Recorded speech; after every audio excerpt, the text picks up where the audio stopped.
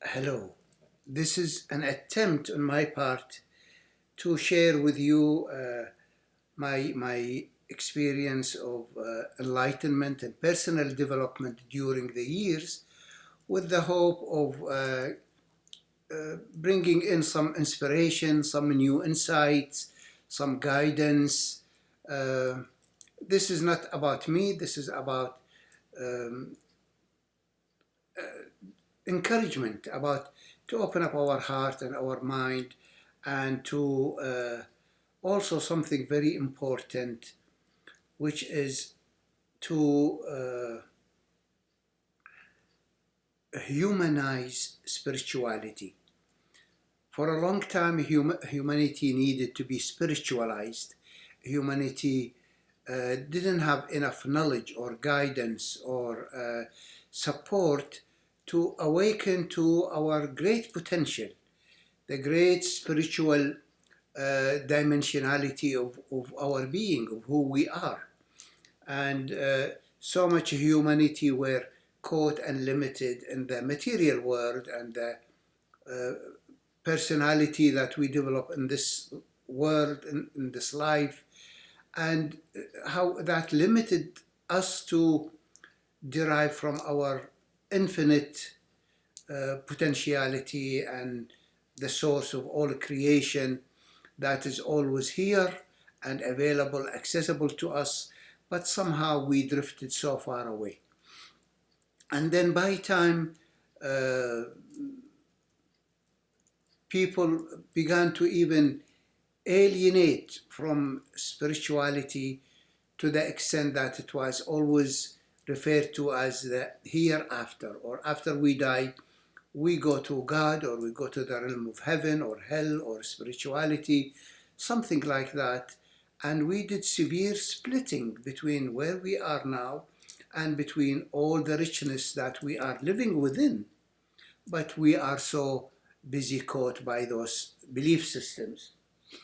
And then by time spirituality and enlightenment, which is the crowning of that development, and the crowning is also means the beginning, it's not the end, you know.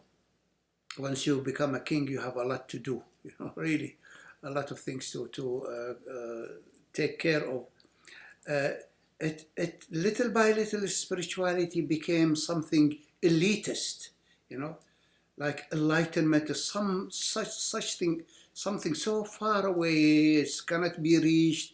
And in one hand, it's true because of the how much our personality structure, how much our mind limitation, bodily congestions, and all of that makes it difficult to realize the true nature of what we are, the enlightened nature of our mind, of our being, But the experience is truly very, very simple.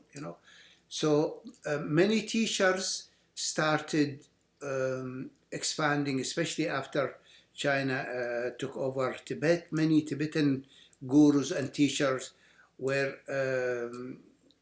I mean, came all over the world, and they started teaching and awakening so many of us, in this realm. And they started activating and speeding up the spiritual awakening of humanity.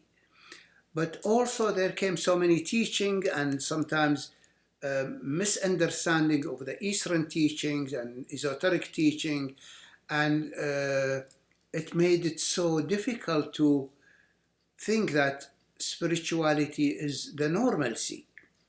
Um, Attaining to some high spiritual states, some people thought that this is either magic or psychic, or it scared them. And enlightenment was something like you can't even dare to think about it. So then, little by little, the spiritual dimension became so inaccessible by our by building so much high expectation of what it is. So after my awakening and years of dealing with it and integrating so much of the unfoldment, I realized that we needed to humanize spirituality.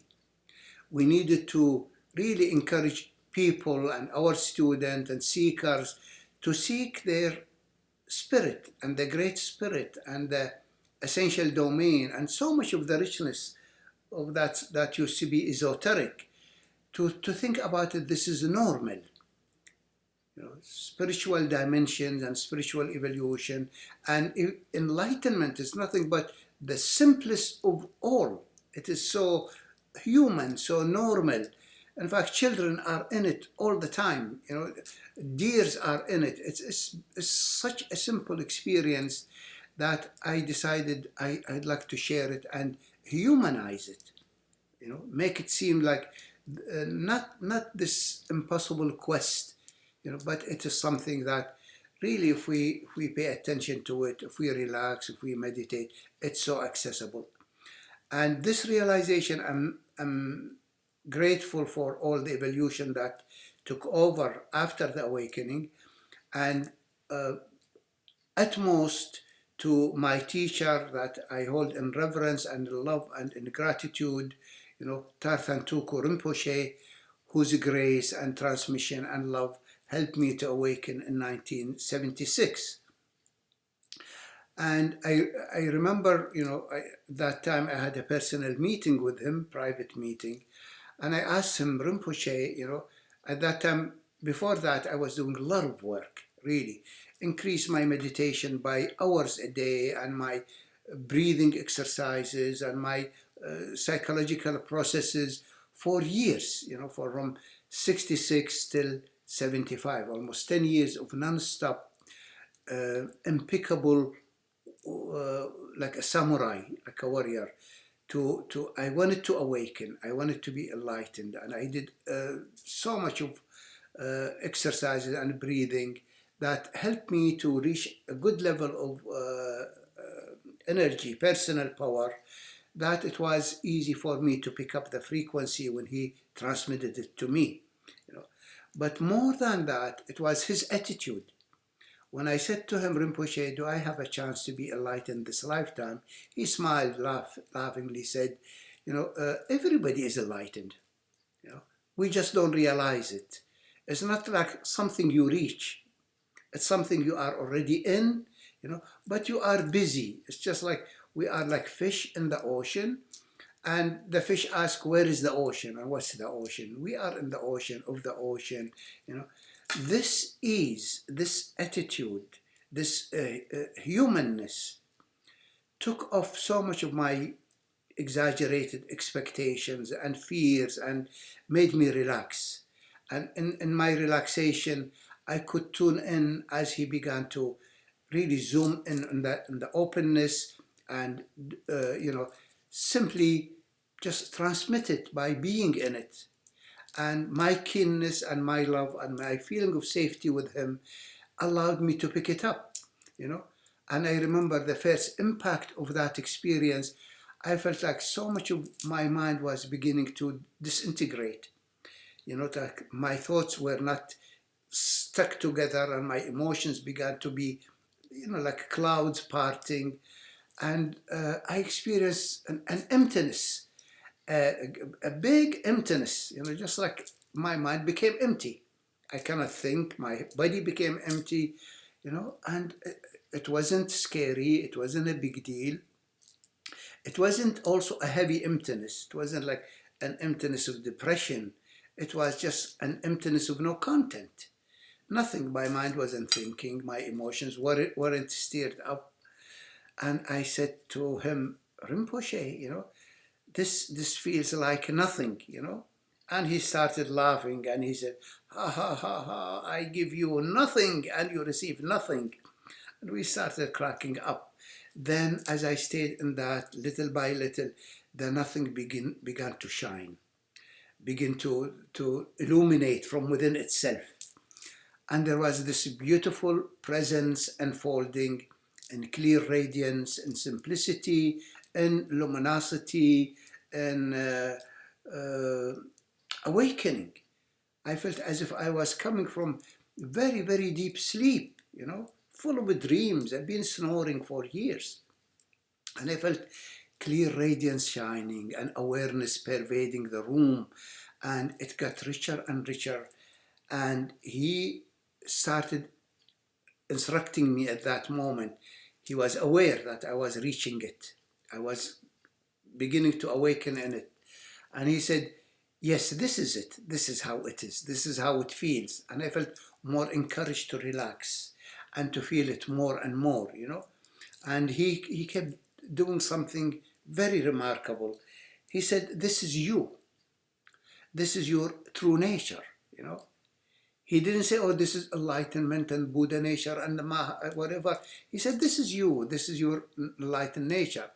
And I felt awakening happening in my mind, in my system, but somehow I wasn't owning it. I wasn't feeling it as me, as my nature. And I would say, yes, yes, yes, you know, uh, just to validate what he says, you know, without really feeling it. And he knew that I wasn't really feeling it. So he kept saying, no, no, no, no, this is you. This is your real nature. Feel it as your real nature. So he made sure that the awakening didn't just happen in the head, which happens to many. I know many of the new enlightened ones, they are awakening in the head, but it didn't descend. So he made sure that I bring the awakening, I let the awakening descend in the heart. And in the heart, it brings the feeling of owning. I really felt this is me, this is my nature. This is, in fact, memories when I was a little boy sitting in the sun and feeling the whole sun was even glowing with something more sunny than the sun. You know, sunshine everywhere and the sunshine was shining, you know. And I remember, oh, that's the feeling that I was feeling then. I was feeling my luminous nature, my luminous transparent nature. And so I felt, oh, this is really more me. And then when it descended in the belly, you know, he made sure that I stay on track, saying, this is you, this is you, this is your nature, relax into it. When it descended in the belly, I felt this, I am me. At last, I became who I am fundamentally are. You know, I am this exquisite nature. This experience, of course, was such a high, such exuberance and lightness, and lasted for a long, long time, you know. And I would spend every day meditating and invoking the experience and paying attention to it, whether in meditation or not in meditation. I wasn't interested in being distracted by one thing or another, even though many things were unfolding. I said, let them unfold. And he also told me, you know, my favorite mantra, my favorite, you know, thing I repeat to myself: relax, relax, and relax. Keep continuing relaxing, you know. So I wasn't grasping onto any of the glory that was unfolding. Beautiful visions, beautiful sensations, abundance, also so many issues that started coming up, but the issues came a little bit later. The power of the experience was so strong, you know, and the transmission was so strong that I think it took over 6 months, you know, of every day being in the enlightened field, being in this beautiful shining nature, you know. And I remember he even saying, you know, he said, you need to teach it. And I was entrusted to be a holder of the lineage, of the Nyingma lineage, you know, and that I could transmit the enlightened nature. And it was such a glory, such a beautiful, and I focus on that more than any product. Many things were happening, many things were unfolding, and I had no attachment, you know, nor fear of what might come up. Sometimes issues might come up or things might come up, but I relax. I relax and they disappear and they dissipate. After I think 7 or 8, 9 months, I think my conditioning, my personality structure came back and started blocking the experience, you know. And I remember at one time, I could see my ego resurrecting again, like the phoenix, coming out and resurrecting and saying, this is enlightenment? This is so disappointing. My ego wanted something from the spiritual journey, wanted something from enlightenment, that when I get enlightened, my ego then which is like the inner child, will rush to mother and will say to her, look at me, I am enlightened now. Am I not the best? And then she will say, yes, you are really the best of them all. So I just wanted my mother love, and my ego wanted mother love. So when I experienced the enlightened state and the emptiness and the simplicity and the present, like, my ego said, what am I going to tell my mother? That I am nobody now? I'm nothing? I'm just pleasant emptiness, pleasant transparency, pleasant luminosity. Anyway, so that experience started diminishing. And I got the transmission in America, and I went to Kuwait, where I used to live at that time. And after 1 year, I felt I have to rush back to my teacher. So 1977, I came to my teacher, and I was in panic. And I was like, really, I felt, my God, what kind of a person am I to lose enlightenment? If somebody loses enlightenment, they must be, so messed up. So when I saw him again, I said, Rinpoche, I lost it. And he started laughing. I said, sit down. I said, sit, relax. And just his assurance and his presence, and him making it simple and human, and him making it, yes, it's normal to have an enlightenment. And maybe it's better to call it mini enlightenment, And then after mini enlightenment, there is another mini enlightenment, and it matures. Like in Zen, they say, after every Satori, there is another Satori, and more awakening.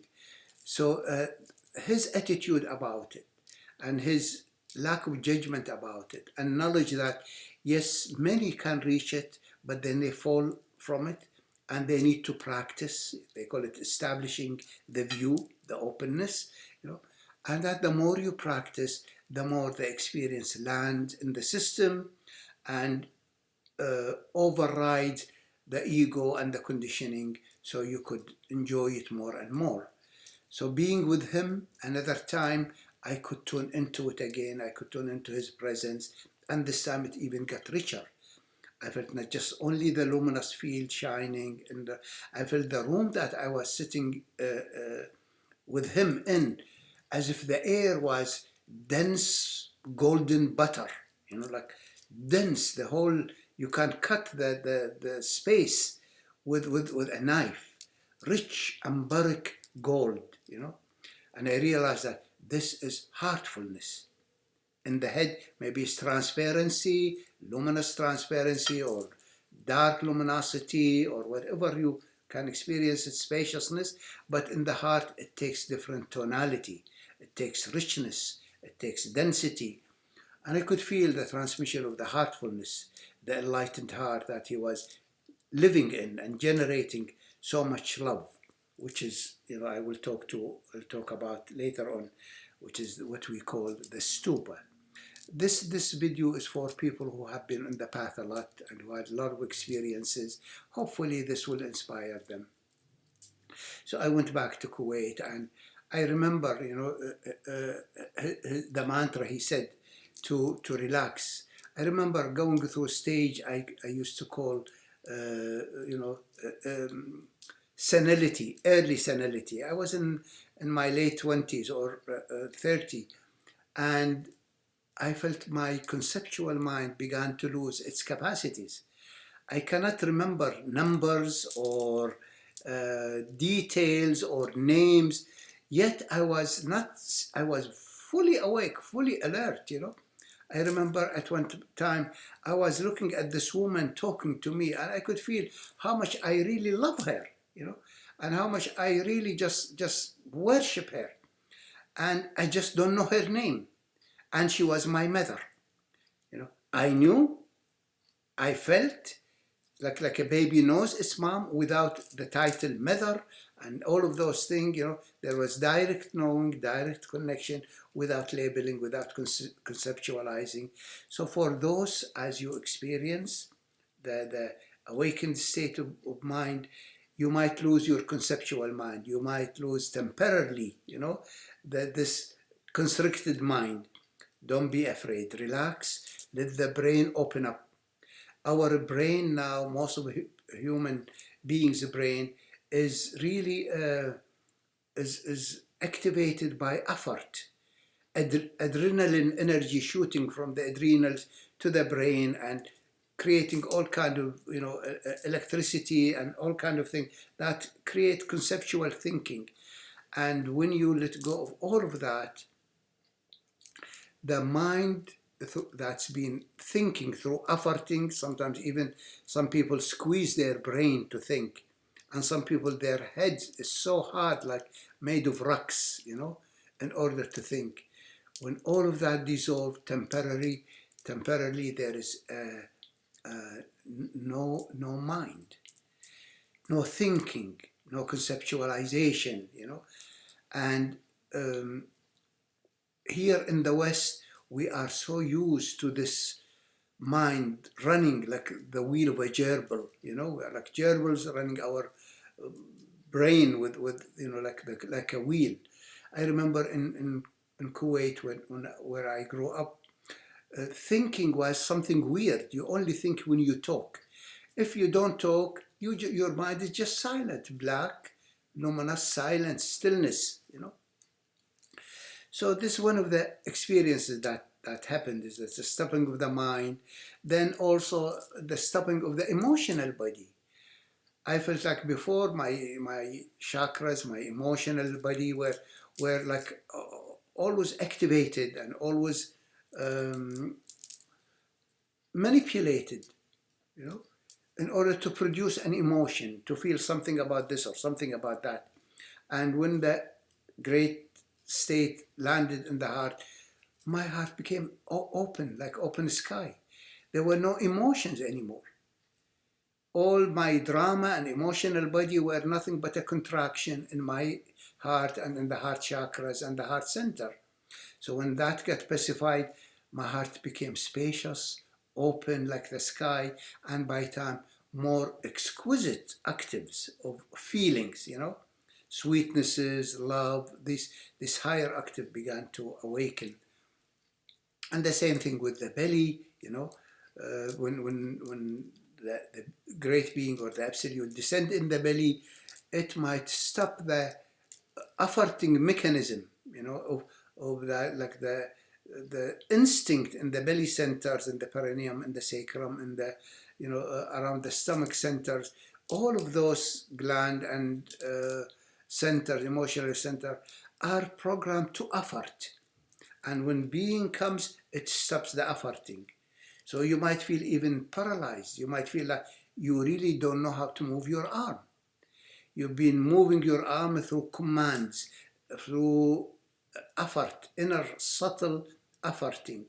And when being comes, you might feel you cannot lift an arm. You are like a baby. Sometimes this happens for some people, sometimes it doesn't. And if you relax into it, if you endure no thinking and no feeling and no sensing, and then the system will begin to activate naturally by itself without any effort. So that was a great passage to bring the enlightened space into my body every day, every day. And also as I relax into it more and more, I began to experience different sensations, different feelings that before were not accessible because my body was tense, was held by all kind of armoring, what we call armoring or blockages, And as the Absolute came, it started to soften the armoring.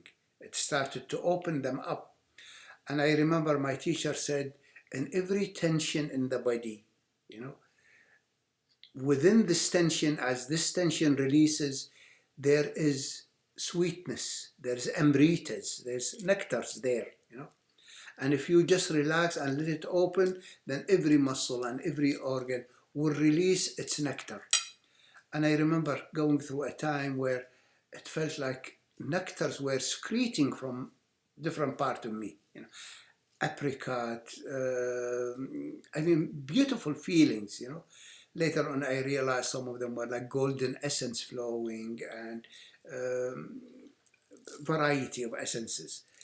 It was the birth or the meltdown of the congestions into essential states. He also said that, for example, some of the muscles are wind up as if they are turned onto themselves, like the flower before it opens, and that when the absolute come, it unwinds, it begin to open. And I felt so much of my system beginning to blossom, like I call it the flower dimension. The flower dimension opened up in which the organs and the muscles started opening up, smiling, unfolding. So many beautiful experiences took place, I remember one of the most beautiful experiences at one time. I was meditating and I could feel the clear radiance everywhere. Then I felt this clear radiance or God or coming and kissing me on the lips. And I felt, oh my God, I'm so loved that this great being loves us all, So this unfoldment and bringing it in the body, please be mindful of this, that when you bring enlightenment in the body, when you bring the enlightened space in the body begin to blossom. And the body is not made of just flesh and bones, and it's also in it there are so many centers of energies. Some of them in the level of the chakras. Deeper than the chakras, there are the meridians, where there's different kind of energy flows, and prana energy, all kinds of that. And then deeper than that, there is subtle energy system, we call the lataif. It's a beautiful, denser than the chakras. The chakras is like the level of light. And usually the chakra is about right at the surface of the skin, And it's not so deep, so you need a master who knows how to open up the chakras and to utilize them to accumulate energy and deepen your experience in your body, in your psyche, in your spirit. So deeper than the chakras, there are other systems, other streams. One of them is the meridians, and one of them is the what we call the lataif, or the subtle body, subtle energy system. Then deeper than the subtle energy system, there is substances like gold and silver and oils and water and different stuff. You actually could feel them running in the body, moisturizing the body, juicing and transforming the body into a living presence. If you really look at babies' bodies, they are not like the elders' bodies. The babies' bodies are so yummy, so juicy. I always make a joke about how we become cannibalists around the babies, because they are so yummy, you want to eat them up. And so as the absolute descend, as the being descend, and you really need to practice groundedness, not just to go into the absolute and experience the bliss and the expansion, that's good, but not enough. You need to bring it home. As you bring it in your body, I began to discover so much of the essential domain, the essential qualities, but I wasn't attached to them. I wasn't like getting drunkard by them. I wanted sobriety. I kept for like all the time letting the qualities open, and I call them blessings, but I always anchored my awareness, my attention in pure awareness itself. And that was so glorious, but that was also a shortcoming in my part, because I became what I call now absolutist, and being an absolutist, I missed on so many richness of what we are. And that is the personal evolution. Yes, awakening to the enlightened nature is wonderful, but there is so much to us than just our enlightened nature. There is this body with its magnificent capacities, richnesses, it's miraculous. Even to move my hand now is a miracle. They're trying to make now those robots and those machines. They can't do what I am doing now with my hand. These fingers, they move, they're alive, they awesome, awesome, and this physical kingdom is awesome. But there is also something more. There is the soul, or the essence, or the richness of what we are. And those states are different frequencies. As I said, some of them are energy, some of them are light, some of them are liquid, some of them denser liquid, some of them like solid gold, or solid silver, or solid platinum, or pearly substance, dense pearl. Feels like the whole body is full of density. And then there is even denser than that, more solid than that, which is like diamond, and more concrete than diamond. There is crystals, and they all have different kind of emanations. As I continued, persisted in anchoring in the body and exploring the unfoldment within the body, so much of those states began to be clear, began to manifest themselves. And also the new age psychology, the modern time psychology, and some other also teachings help to understand what is blocking them. Why aren't those states of love or joy or clarity or density or groundedness not flowing? And that's where the teaching of the connection between psychology, ego psychology, self-psychology, and between the armoring in the body, and between the different essential states, and how they manifest in the world, and how they enrich in our life. That most people, their experience of life is so limited because they don't experience much of their soul. They don't experience much of their essence. They don't experience much of their being.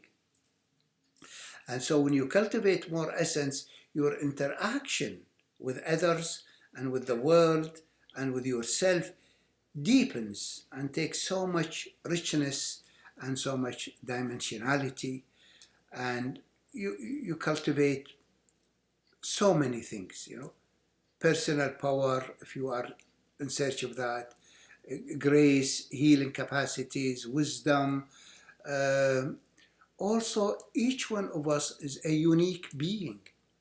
And this unique being is a soul, is a beautiful soul, And this soul, or the self, or some people call it individuated higher self, some people call it soul, some people call it entity, different names and different definitions. Don't get lost in all of that. There is something within us that's shining, that's made of light. Some people call it inner star. And this being that is made of light is most beautiful. I always say you don't know how much of a narcissist you are till you find this higher self, that's you. When you see it, you really know, and you really become narcissist, 1000% narcissist. You walk around like me saying, I am the best in the West, in the North, in the South, in the East, and so forth, or what Christ used to say, I am the light of this world. And I am the light, and I am the way, and I am the truth. And what is he talking about, when he says, I am the light, He's talking to the star, talking about the star.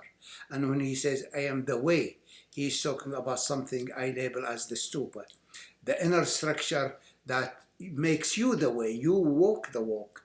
And when he says, I am the truth, he's talking about the being itself, the absolute being. So he was telling us about who we are. In this journey, I wanted to transcend self and ego and go just into the absolute being, but something wouldn't let me. And in time, I leveled with the existence of a shining self within, unique self, that's uniquely me, as well as there is a uniquely self that is you. And this self goes into reincarnations, comes from one life to another. It accumulates good deeds or bad deeds. It accumulates good karma or bad karma. It accumulates merit, virtues, or disgrace. And if we accumulate grace, our next reincarnation is in a better place, physically as well as emotionally and mentally. And if we mess up, then we reincarnate. The universe will make sure to take us and put us in a birth that is equivalent to the level of our evolution and our self-worth and our self-work. So please, as the Dalai Lama said, he said, be good and do good, because goodness is good. And whatever you do is like investment in the cosmic bank. It returns it to you, So accumulating virtues, nobility of character, leads your soul to develop, to mature into love, into compassion, into wisdom, into knowledge, and into higher rebirth. Not everybody has the chance to be reborn as a Dalai Lama, or as a Karmapa, or as a Rinpoche, or as the Christ, or as the Mahdi, or whatever. There's so many high beings here around us, with us, and in the invisible realm too, who have made it, who have gotten enlightened, mature, and some of them are so evolved, I call them the graduates, and they help us, but they are unique beings, they are souls. They are not the absolute, I really want everybody to make distinction between the uniqueness of our souls and the true nature, our field, the enlightened nature. The enlightened nature is the field that preserves us, like the ocean, and we are unique fish, and each fish has potential to evolve to infinity. There is no roof. There is no level that you reach and you said, I made it. You can always upgrade a little bit more. And that's glorious, and that's a great hope, But also the universe is a powerful mirroring system. You better honor it. It's aware of every posture, gesture, thought, feeling that you really think or do or intend, and you are accountable for it. So cultivate more consciousness, more grace, do good even if you don't know why. Many of the prophets, the lineage of the prophets they are different from the lineage of the Buddhas. The lineage of the Buddhas came to awaken us to enlightenment and also teach us the noble way of living. The lineage of the prophet emphasized so much about the path, the way. Thou shalt not kill, all of those things, instructions to the point of light, to this individuated higher self, to behave, to walk the walk of clean way, so it can accumulate merit and virtue till you reach more enlightenment. Then you have the wisdom and the love and the care to really know how to function in a way that doesn't leave traces behind you. When the eagle flies, it leaves no trace behind, So the lineage of the prophets is giving instruction for this point of light to navigate till it reaches enlightenment and maturity and evolution. The evolution of the point of light of the Christ is something so glorious that if you really be in the presence of that higher being, you just bow with reverence and love. So that taught me so much on the importance of who we are, that we have our destiny in our hand and we'd better shape up. And sometimes even when we don't know why, I think it's really wise to follow the instruction. when your teacher or when your guru or when your prophet tell you, thou shalt not kill, don't kill. You might not know, you might think in your anger, this person is worth killing and that person is bad and all of those things. You still haven't reached the level of the preciousness of life. And if you kill them today, they'll kill you tomorrow. Karma continue. So please follow the instruction that's been given to this point of light. Behave, cultivate nobility of character, all of those virtues that are so important for the human evolution. Balancing the two, the freedom of being, the illumination of being, and the responsibility of a navigating soul is such a skillful means, such an incredible journey that requires so much patience, so much perseverance, so much endurance, so much care, but you do it out of love. I remember in the beginning I used to meditate because I knew I was so messed up, I needed to fix myself, And now I meditate because I'm so much in love with myself and with my being and with the glory of what is here. So what was a chore in the beginning to meditate, now it is a place of refuge. I can't wait to have time to meditate, to come back to myself. So yes, it is a journey of love, self-love and love of the kingdom and all of the sentient being, and that's the maturation of the soul, to awaken, to be enlightened, and to reach the highest active possible and upgrade it. There is no end to the evolution and to the upgrading. There is no such thing as Mahasamadhi and it finishes. Buddha still evolving. Buddha still exists as a person, as an entity. Maybe not incarnated, maybe in the absolute, whatever, but I'm sure he will appreciate learning about how to use this internet. He doesn't know. If he comes here, he'll be delighted. So we are an evolving universe, an evolving kingdom, so precious. Life is so precious. We are so precious. And this is part of the richness I have learned in this lifetime. Not the transcendence, not the eminence, but the transcendence and the eminence, the cross. The Christ is at the center of the cross, between the vertical and the horizontal, the absolute and the relative, the eminence and the transcendence. There between the two, right at where the cross is the Christ. They always put him there. It's not somebody nailed on the cross. That's another story. No, it's about the position of the human being. We, as point of light, as souls, we have one foot in the relative and one foot in the absolute. And the glory is that how to weave between the two. Create and co-create and evolve and enjoy the richness of this kingdom. And enjoy how each one of us is not a case to be studied.